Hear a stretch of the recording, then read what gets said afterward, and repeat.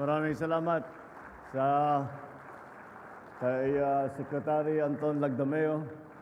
Magsiupo po tayo sa iyong introduction at andito naman nandito ang ating top 3 senators. Nandito si Senator Francis Tolentino, andito si former DILG Secretary Ben Abalos, and Senator Manny Pacquiao. Andito makipagsama-sama para sa atin upang tayo, dahil ito na katapusan na ng Enero, tama, at ilang araw na lang mag-start na yung campaign period, kaya baka ito na ang pinakahuli nating pagkakataon na makapag-sama-sama at makapagkonsulta sa isa't isa.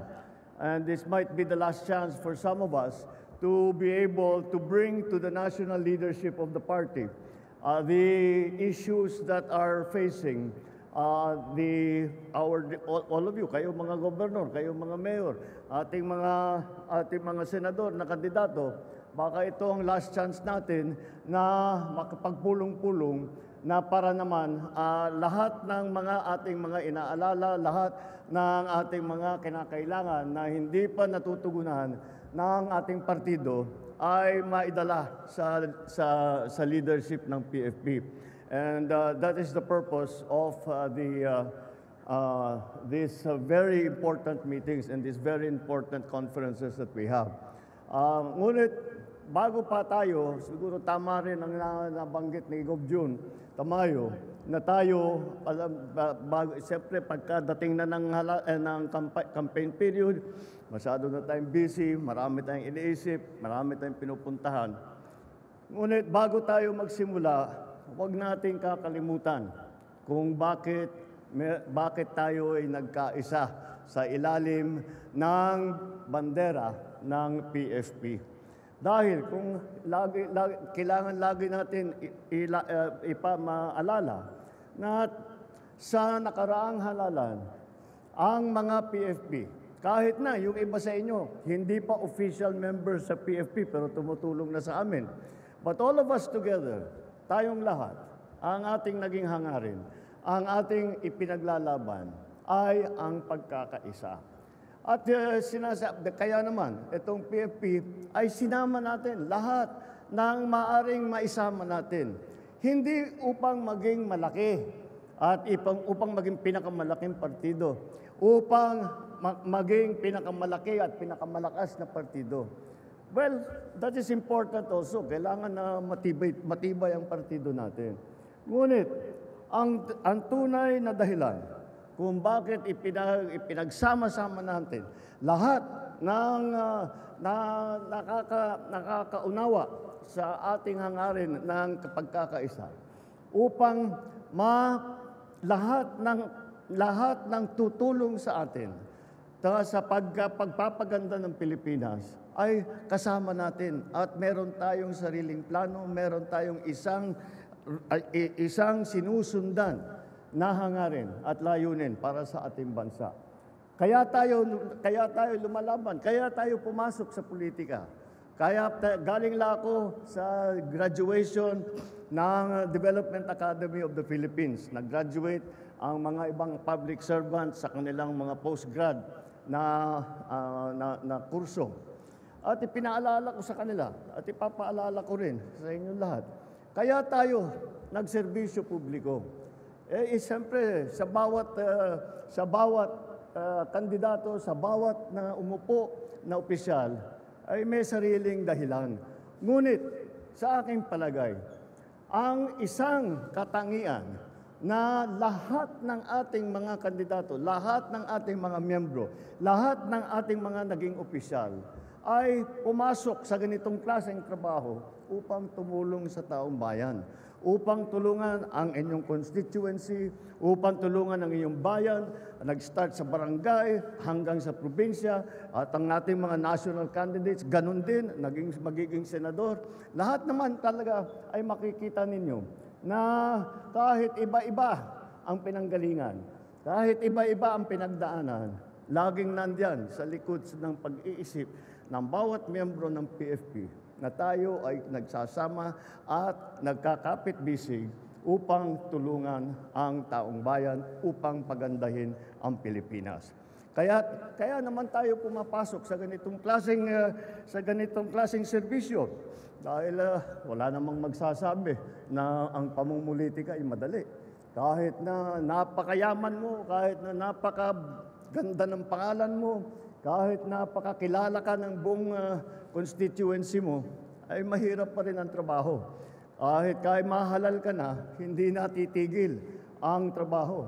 At lalong-lalo na sa ating mga local government official, ay alam naman natin na kapag kayo umupo bilang local government official, ay talaga naman bubuhos ang mga iba't ibang issue. Hindi ko tinatawag na problema, ang iba't ibang mga issue na dumadating sa pang-araw-araw ng buhay natin. At yun naman ay ginagawa natin. At talagang nagtsatsaga tayo, nagsasakripisyo tayo. At kung minsan tinitiis na lang natin ang mga masasakit na salita at mga maanghang na mga bitaw na mga kakalaban natin dahil tayo'y naniniwala sa ating ginagawa. Naniniwala na ang ginagawa natin, itong sakripisyo man natin, itong kung meron man tayong dinadaanan na kahirapan, ito ay hindi para sa ating sariling kapakanan, kung hindi para sa ikabubuti ng ating mga kababayan. Kaya naman po,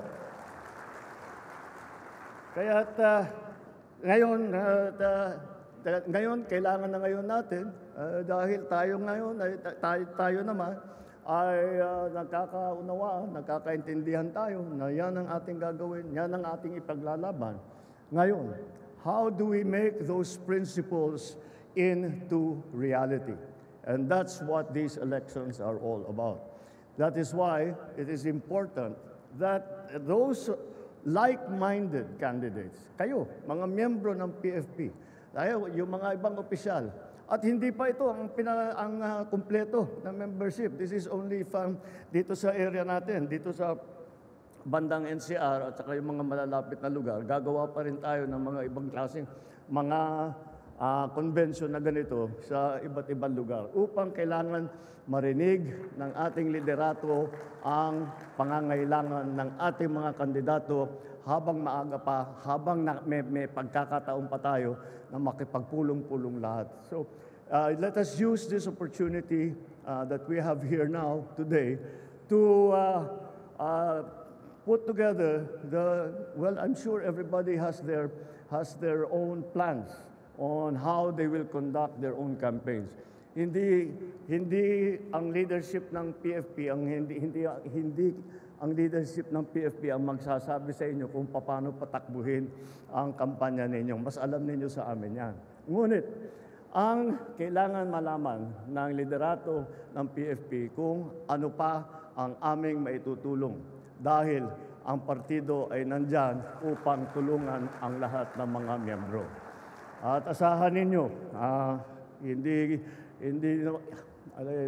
tayo naman na asahan ninyo na kung ano ang kayang gawin ng partido, kung ano ang kayang gawin ng ating mga supporter, ng ating mga kaibigan na naniniwala rin sa pagkakaisa, ay kung ano ang kayang gawin nilang lahat ay gagawin namin upang tulungan kayo.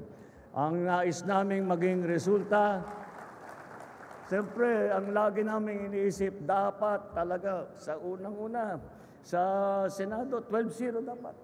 Yan ang habol natin. At sa mga local naman, dapat 100% dahil yung mga miyembro natin, yung pinakamagagaling naman talaga sa local. Kaya dapat maipakita natin na itong pagsasama na ito ang pagsanib puwersa nating lahat dito sa ilalim ng PFP.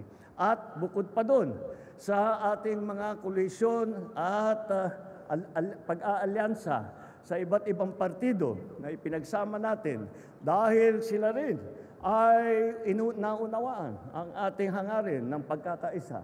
Ay lahat ay pinagkaisa natin yan. Kaya palagay ko naman ay napili natin ang pinakamahusay, pinakamagagaling at pinakamatibay, hindi lamang sa eleksyon, kung hindi sa serbisyo publiko. Kaya't yan, kaya dahil ganun kataas ang quality ng membro at ng kandidato ng PFP, dapat, basta kami sa leadership ng PFP, sinasabi natin, walang dapat matalo dito sa ating mga kandidato dahil yan ang pinakamagagaling. Kaya gagawin natin lahat na kailangan gagawin natin lahat. Siyempre, nandiyan ang there are maraming mga aspeto ang eleksyon. Merong national, yung ating mga senatorial candidate. Meron siyempre sa local at sa lahat ng level, sa probinsya, sa city, sa municipality. At lahat yan, titignan natin kung ano yung pinakamainam na gawin. Kaya let us take this opportunity to get together to solidify our plans for the future. At tignan naman natin kung paano ang pinakamainam at pinakamagandang gagawin para tayo ay magiging very effective dito sa eleksyon na ito.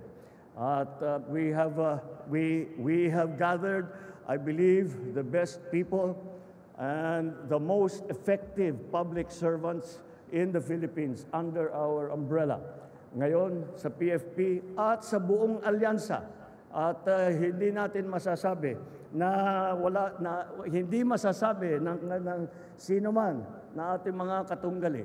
Hindi masasabi na ang hinaharap natin ay napakahina, hindi marunong, walang alam. Walang ganyan dito sa PFP, walang ganyan sa alyansa. Kaya yan ang ipalaman natin. Dapat maunawaan ng taong bayan niya, ng ating mga magiging voter sa darating na Mayo. At huwag natin kakalimutan na nandito ang partido sa likod ninyo. Hindi lamang ang partido, lahat ng mga miyembro, lahat ng nandito nakasama natin, lahat ng mga miyembro na hindi nakarating ngayong araw, at ngunit nandyan at nagbabantay at nag-aabang sa mga gagawin natin, sa mga plano natin sa darating na campaign period hanggat sa halalan, ay lahat ito ay kasama ninyo, kasangga ninyo. At kung ano ang magagawa, hindi lamang ng partido, kung hindi ang inyong kapwa-membro ng PFP ay tutulungan kayo. Kaya't yan ang kailangan natin gawin. Dahil pag nagtulungan, ang isipin ninyo isang grupo na ganito. Pag lahat tayo, isang ating pag-iisip at pare-pareho ang ating tinutunguan at pare-pareho ang plano na ating sinusundan, sino naman ang tatalo sa atin? Wala naman pwede siguro na makaharap sa atin at masasabi ng mas marunong at mas maganda ang kanilang ginagawa. Kaya sa puso natin yan, huwag natin kakalimutan kung bakit tayo nandito. Huwag natin kakalimutan kung ano ang nagdala sa atin dito, ang ating hangarin, ang layunin na pagandahin ang buhay ng bawat Pilipino, na pagandahin at ipagtanggol ang Pilipinas.